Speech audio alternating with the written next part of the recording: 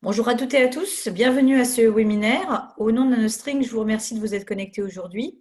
Je suis Amélie Castro, votre modératrice pour la session, et nos présentateurs aujourd'hui sont le professeur Jean-Paul Duhong et Blaise Robin. Blaise Robin est titulaire d'un master en biologie cellulaire depuis 2010, et au cours de sa carrière, ses travaux de recherche se sont orientés vers les maladies rénales et plus récemment sur l'apport potentiel du moléculaire dans la pathologie associée à la transplantation d'organes. Après 3 années à l'Institut Curie de Paris, où il a travaillé sur des molécules thérapeutiques vasculaires en oncologie, Blaise Robin s'est tourné vers les glomérulopathies au centre de recherche du Parc à l'hôpital européen Georges Pompidou pendant près de 3 ans. Depuis octobre 2018, Blaise Robin a rejoint le Paris Transplant Group pour installer et développer une nouvelle plateforme de pathologie moléculaire en transplantation d'organes solides au sein du service d'anatomie pathologique de l'hôpital Necker Enfants Malades. Le professeur Jean-Paul Duhong Van Huen a passé son doctorat de médecine et sa certification en pathologie en 1996. Il est également titulaire d'un doctorat en biologie humaine depuis 2007 et ses spécialités et intérêts se portent sur la transplantation rénale et cardiovasculaire, mais aussi sur la transplantation d'organes en général, foie et intestin notamment.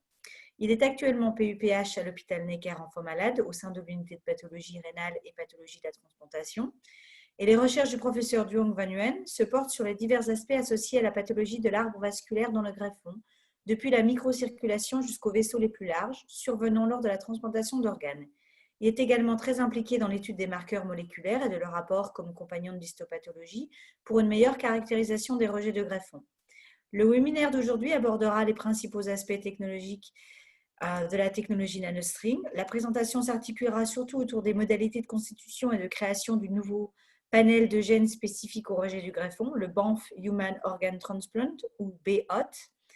Et avant de commencer, quelques précisions sur le fonctionnement de Zoom. À tout moment, vous pouvez poser vos questions en utilisant l'onglet Q&A, questions et réponses en bas de votre fenêtre. Vos questions ne seront visibles que par Blaise, Anna et moi-même et nous y répondrons en fin de session. Je vous laisse désormais avec Blaise. Blaise, c'est à vous.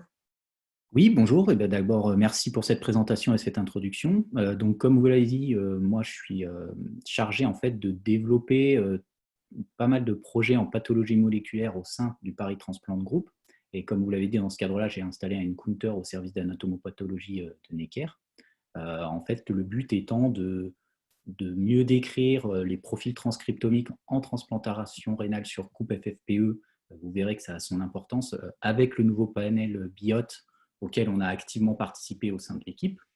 Je précise également que je travaille avec une autre ingénieure, Jessie Dagobert, qui, elle, est plus en charge de l'aspect technique, et bien sûr le professeur Jean-Paul Duhong, que vous avez déjà présenté.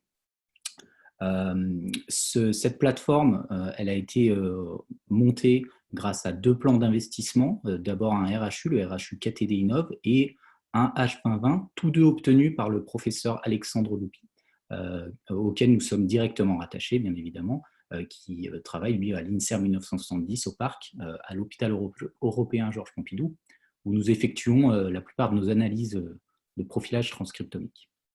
Alors pour commencer, ce que je voulais essayer un peu de repréciser, c'est comment se situe le diagnostic moléculaire au sein du diagnostic final. Comme de nombreuses disciplines en médecine, le diagnostic s'appuie sur plusieurs outils qui sont complémentaires et intégrés. Et finalement, la transplantation ne fait pas défaut, puisque le diagnostic final de rejet s'appuie bien sûr sur les données cliniques à disposition du clinicien, plusieurs biomarqueurs que les biologistes vont pouvoir récupérer, et puis bien sûr toutes les techniques de microscopie sur lesquelles vont s'appuyer les anatomopathologistes pour définir le diagnostic final de rejet. Et une des questions qu'on peut se poser, c'est comment se situe le diagnostic moléculaire de manière globale, et plus précisément dans notre cas la transcriptomique, au sein de ce diagnostic final. Est-ce que ça peut devenir un outil complémentaire et intégré, ou au moins un outil compagnon d'aide à la décision? Alors, ce diagnostic moléculaire, il s'est peu un peu intégré et il a été peu un peu proposé dans la transplantation. Et cet intérêt, il n'est pas nouveau, il a évolué au cours des années, comme le montre ce graphique. Il n'y a rien d'étonnant à ça. L'intérêt pour l'expression génétique en transplantation, elle est très soulignée ici par le nombre de publications toujours plus important au cours des années. Et cette évolution, elle est rendue possible par toute une série d'innovations technologiques, alors, bien sûr, l'apparition de la PCR au début des années 80, puis d'autres technologies comme la Fimetrix, le NGS, le single cell RNA. Et je pense qu'on peut positionner le nCounter comme une technologie qui a appuyé cet intérêt avec son lot d'évolution que je vais essayer de vous décrire dans la suite de cette présentation. Alors, particulièrement en transplantation, comment ça s'est passé? Ça s'est intégré petit à petit et ça a été adopté, notamment via le consortium de Banff qui propose en fait une classification. Comme vous le savez, la classification de Banff, c'est un congrès en fait qui a lieu tous les 2 ans depuis 1991 et qui regroupe des experts internationaux de la transplantation dans le but de mieux définir et quantifier les lésions de rejet en transplantation d'organes solides. Et cette classification s'appuie sur un scoring assez complexe. Et cette proposition de classification, petit à petit, elle a intégré le diagnostic moléculaire. Ça ne date pas d'hier, puisque bien sûr, l'intérêt pour le moléculaire, c'est d'abord, par exemple, des marquages chez CAD. Puis après, l'essor du microarray a permis de développer encore plus le diagnostic moléculaire.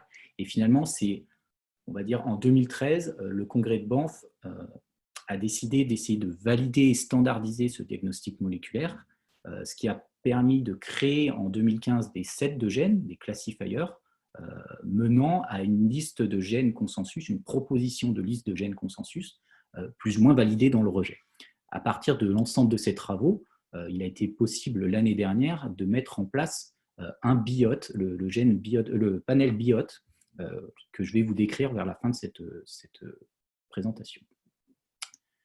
Alors, la transcriptomique en transplantation, c'est avant tout beaucoup de travaux en microarray qui s'appuient sur les résultats du professeur Halloran. Le professeur Halloran a mis en place des classifiers qui sont en fait des listings de gènes capables de distinguer les rejets entre eux. Comme on le voit ici sur ce graphique, sur ce volcanoplot, on voit par exemple dans le rejet cellulaire TCMR des groupes de gènes fortement surexprimés et également dans le rejet humoral ABMR un autre groupe de gènes surexprimés. On constate beaucoup de gènes en commun entre ces deux types de rejets, mais également des gènes différents. Et en fait, ces profils transcriptomiques permettent de discriminer quelque part un peu les rejets de manière moléculaire. Il y a de nombreuses études qui sont sorties dans la transplantation rénale, mais également dans la transplantation cardiaque avec des études comme Intercomex ou plus récemment dans le foie. Si on regarde un peu dans le détail ce type de recherche, on a par exemple les résultats obtenus par le docteur Aubert dans le rejet humoral qui montrent l'apport potentiel du diagnostic moléculaire pour discriminer les rejets humoraux avec des DSA préexistantes et des rejets humoraux avec des DSA de novo. De même, le docteur Rive a démontré en réintégrant un peu la pathologie au diagnostic moléculaire qu'il était capable de mieux discriminer les rejets en transplantation. Enfin, le professeur Loupi et le professeur Duong-Van Nguyen ont, eux, montré également qu'il y avait des sets de gènes très surexprimés dans le rejet cardiaque, ici le rejet humoral cardiaque. Encore une fois, on voit qu'un certain nombre de ces gènes sont en fait en commun avec d'autres types de rejets en transplantation d'organes solides.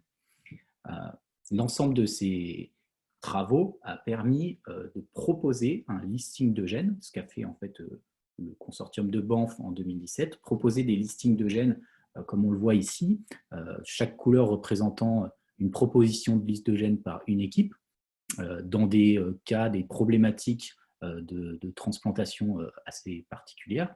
Et en fait, vous verrez que c'est l'ensemble de ces travaux, l'ensemble de ces propositions qui a permis de construire le BIOT panel. Alors la transcriptomique, donc, comme je vous le disais, en transplantation, elle s'appuie sur cette base indispensable de classifiers. Ce sont des résultats qui sont précurseurs et très prometteurs, puisque, on le sait encore à l'heure actuelle, le professeur Halloran a mis en place le microscope moléculaire MMDX qui tend à essayer de mieux pronostiquer le diagnostic de rejet et à essayer de montrer qu'il peut peut-être avoir un rôle prépondérant dans la caractérisation de ce rejet. Mais il y a quand même certaines problématiques avec l'analyse en microarray ou en NGS. Premièrement, c'est la nécessité d'une biopsie supplémentaire. Cette biopsie supplémentaire, c'est déjà un inconfort supplémentaire pour le patient. C'est un temps un peu plus long pour le médecin et l'interne ou l'interne. Cette biopsie, elle est en plus entièrement dévolue à l'analyse en transcriptomique parce qu'elle va nécessiter une fixation particulière. Donc là, je cite le RNA editor, mais parce que c'est le plus utilisé, mais en tout cas, un fixateur particulier pour mieux conserver l'ARN et obtenir des ARN de très grande qualité qui sont assez indispensables pour pouvoir faire des analyses en microarray vraiment robustes. Tout ça fait que le temps technicien va être augmenté. Et puis, dernier point assez important, c'est le besoin d'avoir un bioinformaticien dédié qui connaisse très bien ce genre d'analyse parce qu'il faut être en capacité de bien appréhender ces datas qui sont très complexes. C'est pour cela qu'en fait, beaucoup d'équipes en transplantation ont cherché des alternatives. Une de ces alternatives envisageables, c'est le nanostring. Alors, comment c'est une nanostring? Si on regarde un petit peu de manière globale les techniques en transcriptomique, on peut dire qu'on est parti, entre guillemets, des techniques de RT-PCR, assez sensibles, même très sensibles, mais qui deviennent tout de suite un peu plus laborieuses dès qu'il s'agit en fait de regarder plusieurs dizaines de gènes. Et naturellement, il y a des nouvelles technologies qui sont apparues, le microarray, que je vous ai décrit, largement utilisé en transplantation, qui permet cette fois-ci de faire vraiment du screening à haut débit. On peut regarder des milliers de gènes à la fois, peut-être un peu moins sensible que la RT-PCR. Finalement, la dernière technique, la dernière évolution qui est sortie, c'est le NGS, qui a apporté elle aussi son lot d'évolution. Mais ce que je veux vraiment souligner sur ces trois techniques, c'est qu'elles nécessitent toutes une reverse transcription de l'ARN en cDNA, puis une amplification par PCR de ces cDNA.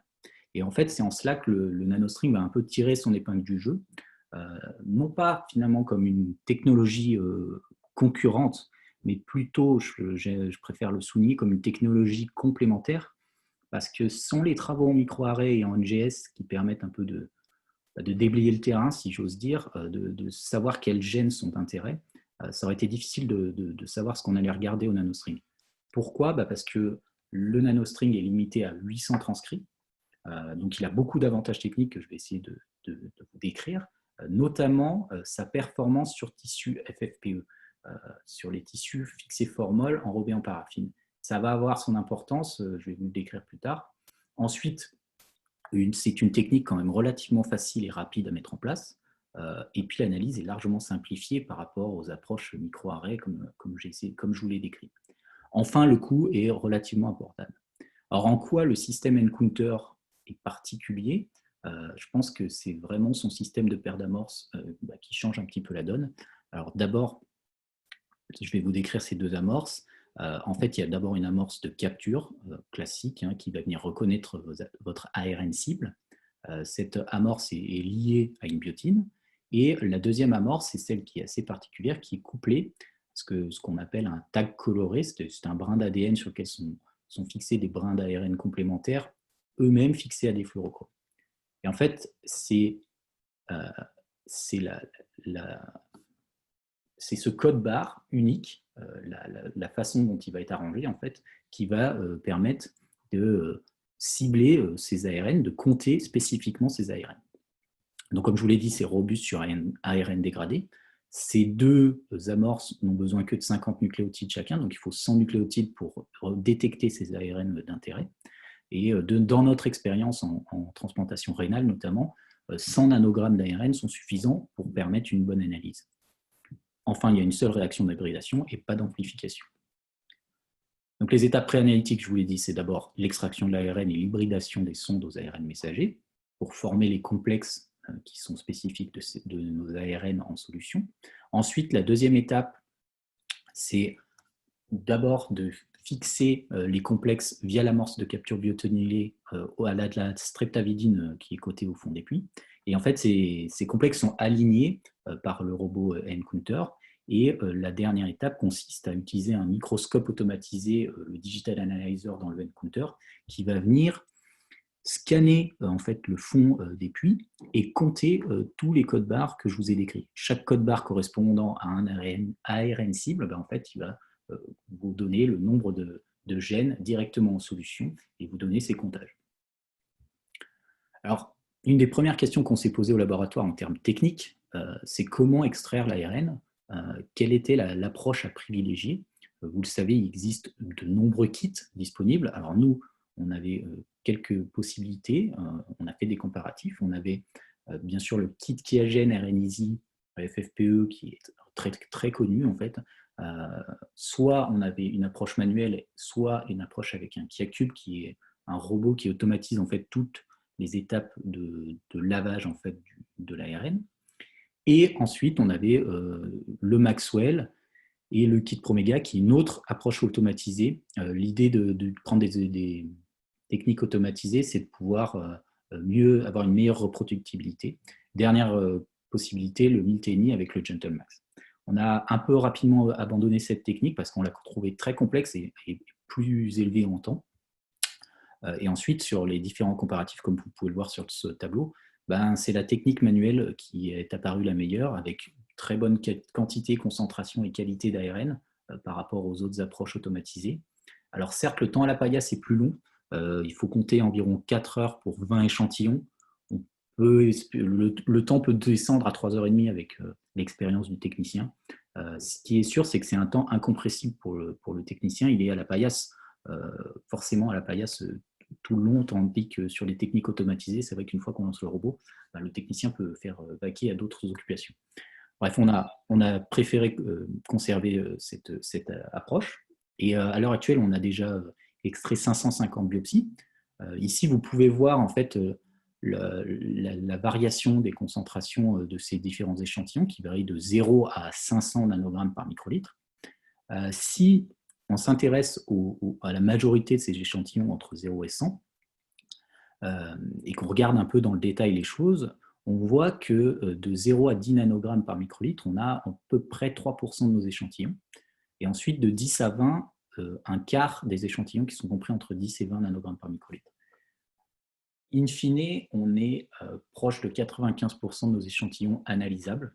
En fait, ce qui va vraiment poser un souci, c'est les échantillons de 0 à 10 nanogrammes par microlitre. C'est-à-dire que ces 3%-là, c'est très compliqué d'arriver à les analyser sur le nanostring, notamment parce que, enfin surtout parce qu'en fait, on n'arrive pas à mettre 100 nanogrammes et du coup, on est sur une quantité d'ARN relativement restreinte. Ensuite, une des autres données importantes en contrôle qualité, c'est le ratio 260 sur 280 qu'on obtient tout simplement avec un nanodrop, qui doit être supérieur à 1,5. Dans les faits, c'est rarissime qu'on ait des échantillons en dessous de ce ratio-là. Donc une fois qu'on a extrait l'ARN, eh ben, on passe à l'étape suivante, l'hybridation. Cette hybridation, elle dure 18 heures à 65 ou 67 degrés, plutôt 65 là, dans le cas du biote. Et il faut simplement un thermocycleur. Ensuite, on passe à l'analyse au N-counter. Donc pareil, une des questions qu'on se pose, c'est qu'est-ce qu'elle vaut cette analyse? Donc j'aime bien moi m'appuyer sur finalement le papier Princeps de la technologie qui est sorti en 2008 par Geiss dans Nature Biotechnology. Il montre dans ce papier une reproductibilité quasi parfaite entre deux hybridations indépendantes d'un même échantillon, ce qui montre la robustesse du nanostring. Ensuite, il montre une bonne corrélation entre technologies de même type. Ici, il fait un comparatif entre nanostring et Affymetrix sur des échantillons identiques, avec une corrélation autour de 0,8.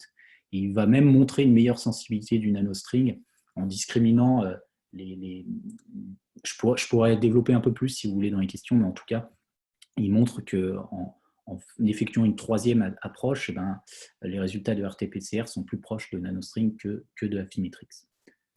Alors nous, au laboratoire, ce qu'on a fait, c'est on s'est dit, bon, c'est vrai que c'est assez impressionnant cette reproductibilité, mais est-ce que nous, on la constate également? Eh bien, je peux vous dire que oui, puisque là, j'ai pris 3 échantillons, on en a passé 5 ou 6, comme ça, qu'on a hybridé indépendamment à partir du même échantillon, et on constate les mêmes très bonnes reproductibilités sur ces échantillons. Donc c'est vrai que c'est assez impressionnant de ce point de vue-là. Enfin, le dernier avantage sur lequel je voulais un peu insister, et qui va avoir son importance, c'est la capacité d'analyse sur échantillon FFPE. Le docteur Reis l'a bien souligné dans son papier en 2011, dans le BMC, où il montre en fait qu'un même échantillon congelé ou fixé formol, le nanostring a des bonnes corrélations entre différentes différents réplicats, ce qui n'est pas le cas des RT-PCR. Donc il y a une plus grande sensibilité du nanostring et une bonne robustesse sur FFPE. Et puis, une des particularités de la néphrologie dans son ensemble, c'est la fixation avec l'AFA. L'AFA permet de mieux conserver finalement la structure du tissu, ce qui est bien pratique pour les anatomopathologistes, mais dégrade un peu plus l'ARN. Bon, l'expérience de notre laboratoire montre heureusement que le nanostring a une capacité d'analyse identique sur ces échantillons AFA que pour des échantillons formol.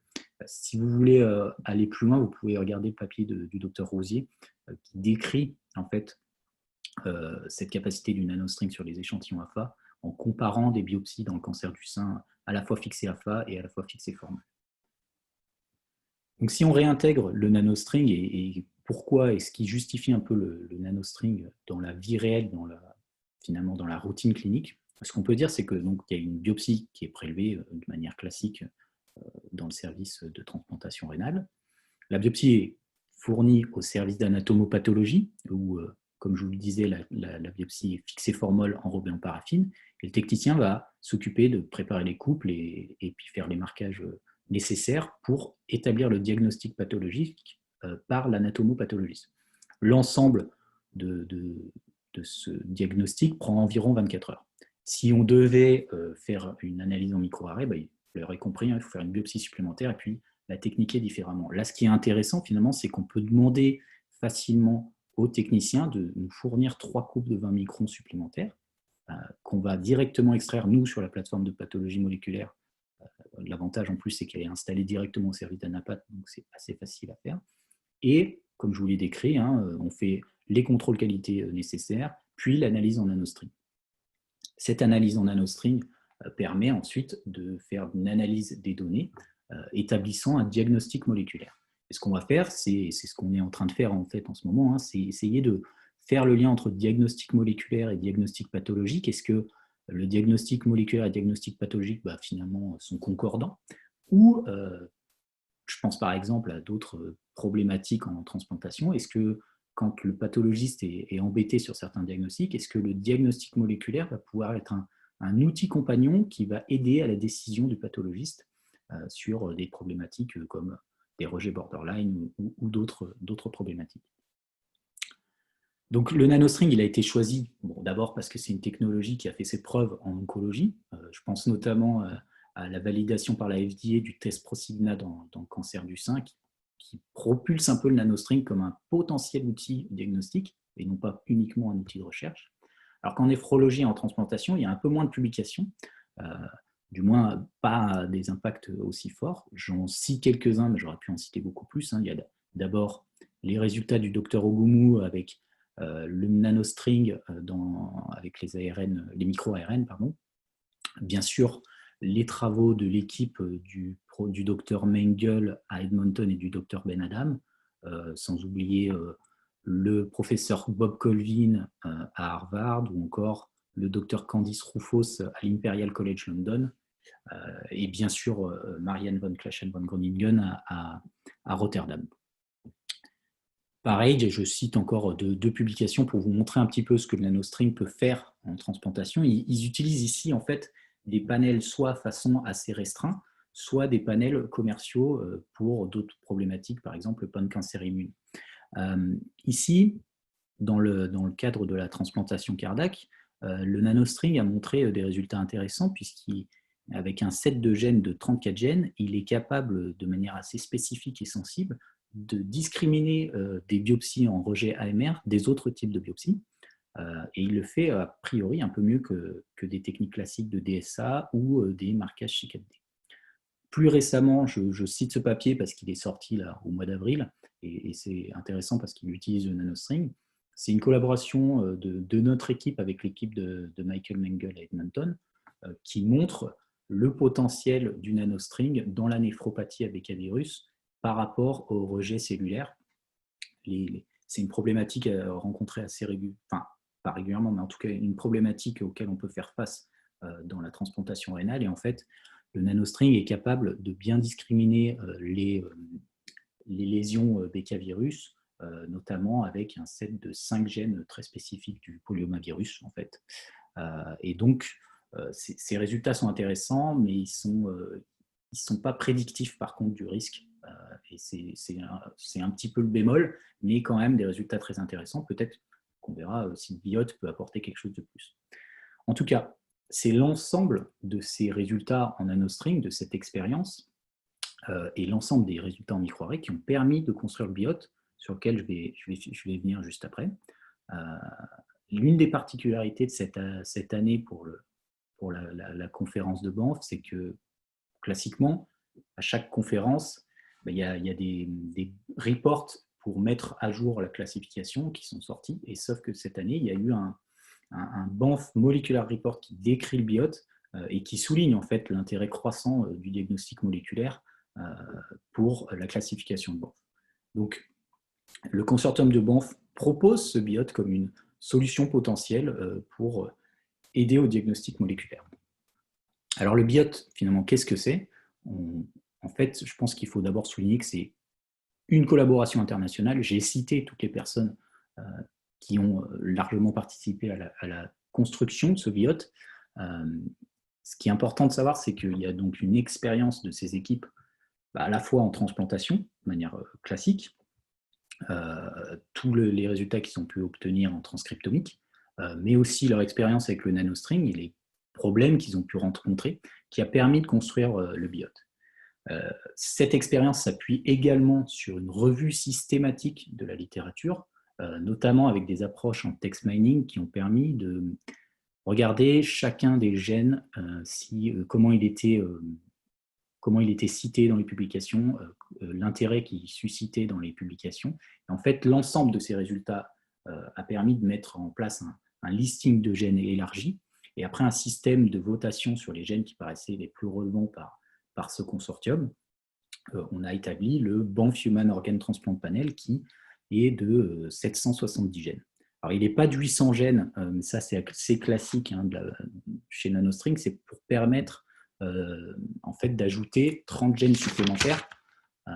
Ces places libres, en fait, déjà, elles sont là pour au cas où il y ait des gènes qui apparaissent après coup, après la constitution du biote panel, donc pour pouvoir rajouter des gènes supplémentaires, ou bien sûr dans des problématiques très spécifiques dans la transplantation pour des équipes de recherche qui voudraient ajouter d'autres gènes que ceux qui sont présents dans le biote.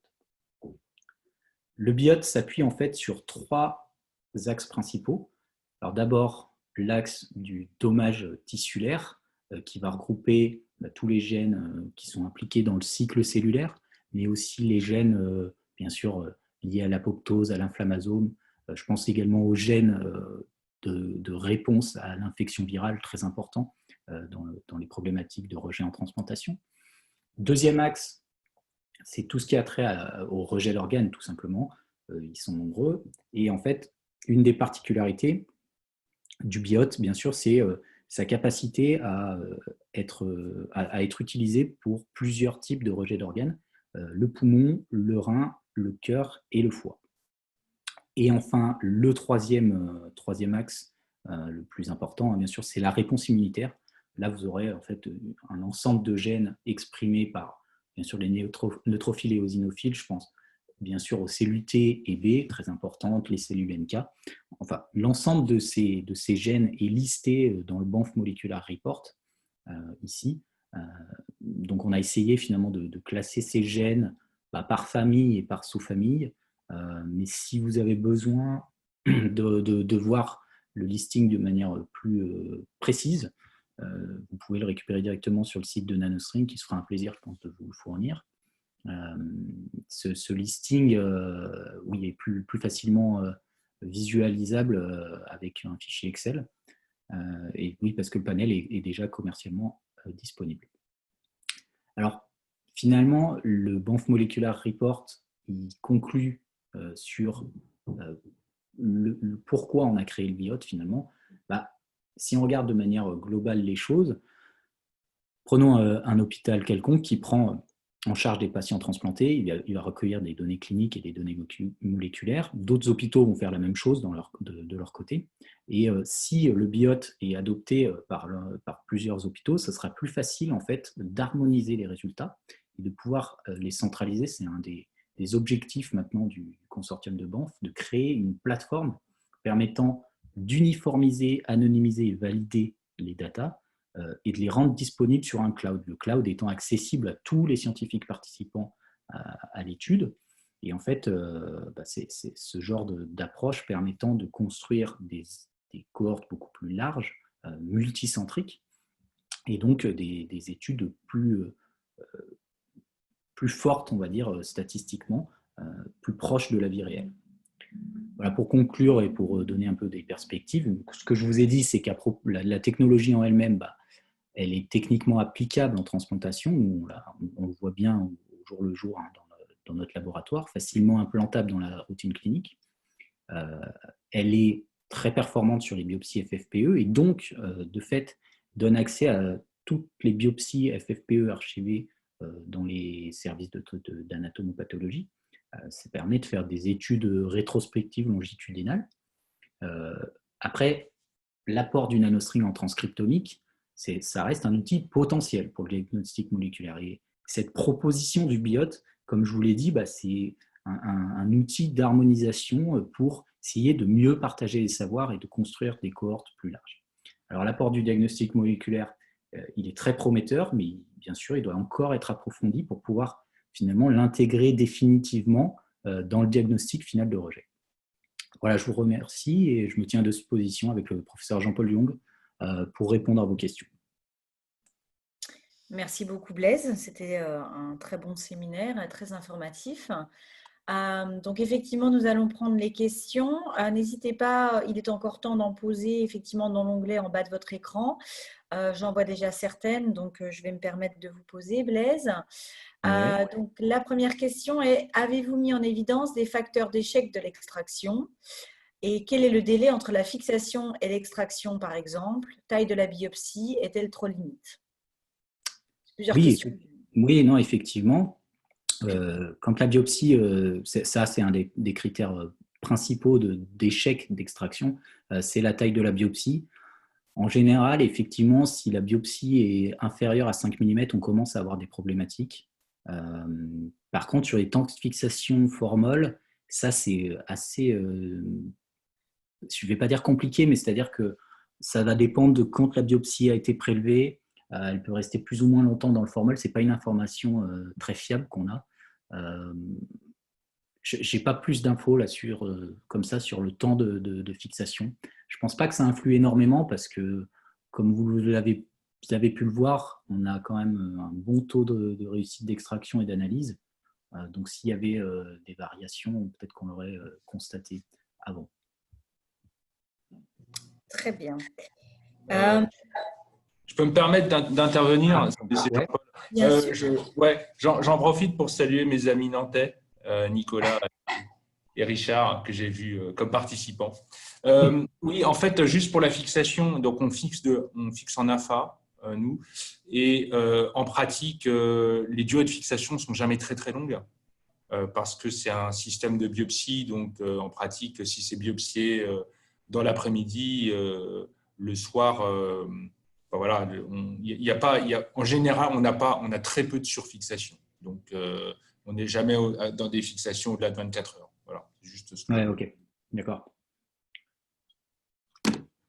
Très bien. Est-ce que le consortium a envisagé d'utiliser ce panel pour étudier la transplantation d'autres organes? Oui, tout à fait. C'est ce que j'ai essayé de décrire en fait. L'idée, c'est d'essayer de faire un panel un peu élargi pour les transplantations d'organes solides. Donc, il y a des gènes qui sont spécifiques du poumon. Je pense à certains gènes de l'injury qui est un peu particulier dans le poumon. Il y a des gènes, le rein, hein, c'était le principal, avec des gènes spécifiques du rein, des gènes spécifiques pour le cœur, et enfin des gènes spécifiques pour le foie. Si toutefois il y avait des gènes qui manquaient, il y a la possibilité, comme je vous le disais, de passer de 770 à 800 gènes avec les 30 gènes supplémentaires pour compléter ce panel. Jean-Paul, je ne sais pas si tu avais quelque chose à rajouter. Oui. Alors effectivement, en théorie, le panel permet d'étudier différents organes, différentes situations. Donc, on a voulu ce panel le plus ouvert possible pour essayer d'aller de l'injury, de l'ischémie-reperfusion jusqu'à l'alloimmunité ou le virus ou l'infection. Certes, le panel n'est qu'un état des connaissances au moment où il a été construit. Donc, c'est pour ça qu'on a souhaité laisser un certain nombre de gènes de côté concernant les applications. Alors, bien sûr, il y a des projets en rein qui sont en cours. Il y a des projets en cœur qui sont en train de se mettre en place. C'est en tout cas ce qu'on sait.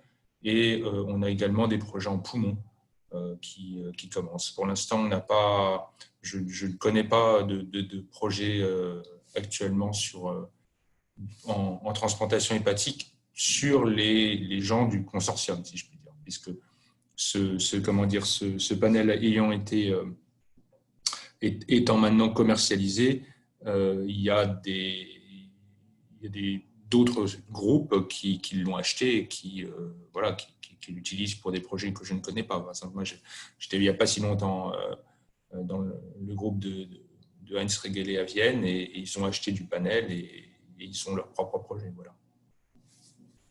D'accord. Donc, la prochaine question est peut-être en relation déjà avec ce que vous avez dit. Avez-vous utilisé des autres types de tissus ou des biofluides? D'autres types de tissus, nous, on a utilisé uniquement pour l'instant des biopsies fixées formol en paraffine. Certaines équipes avec qui on collabore ont de l'expérience avec des échantillons sanguins, mais nous, à titre personnel, on n'en a pas encore. Après, oui, sur les biofluides, non plus, on n'a pas fait ça. D'accord. La prochaine question. Avez-vous pensé à élargir la liste des cibles viraux ou d'ajouter des autres pathogènes? Écoutez, il y a certaines cibles virales dans le biote. Peut-être que cette question sous-tend qu'il en manque ou qu'il faudrait en ajouter. Encore une fois, s'il y a un problème spécifique à ce niveau-là, il faut ajouter avec les 30 gènes disponibles les cibles manquantes. Je ne sais pas, Jean-Paul, tu avais peut-être quelque chose à ajouter là-dessus? Pardon, ouais, je reviens juste sur la question précédente. Au niveau biofluide, on a fait quelques essais avec l'urine. Ah oui, c'est vrai, pardon. Oui, pardon, c'est vrai. Quelques essais avec l'urine. Voilà. Donc, je ne sais pas ce qu'on peut en penser. On vient juste de commencer. Ouais, c'est ça. C'est très, très préliminaire pour l'instant. Il n'y a pas grand-chose à commenter. On en a fait quelques-uns, ouais. On est en cours, effectivement, d'en inclure plus. Et sinon, pour les autres pathogènes, c'est vrai que ça a été très centré autour du BK, puisque c'est vrai que le principal du BKV, parce que le principal application, c'est essentiellement des centres qui travaillaient en transplantation rénale. Je pense qu'on a de la place éventuellement pour ajouter d'autres virus. D'accord, parfait. Alors, je crois qu'on a fait le tour des questions. Je n'en vois plus. Donc, je vous remercie énormément, Jean-Paul et Robin et Blaise, d'avoir participé à ce séminaire. Il est enregistré, donc nous allons envoyer cet après-midi un email avec le lien de l'enregistrement, si vous voulez le réécouter. Et il sera également disponible sur notre site www.nanostring.com/virtual learning. Et donc voilà, si vous avez encore des questions, n'hésitez pas à revenir vers nous ou vers Blaise et Jean-Paul, qui se feront un plaisir de vous y répondre. Donc je vous souhaite une excellente journée. Merci beaucoup. Au revoir. Au revoir.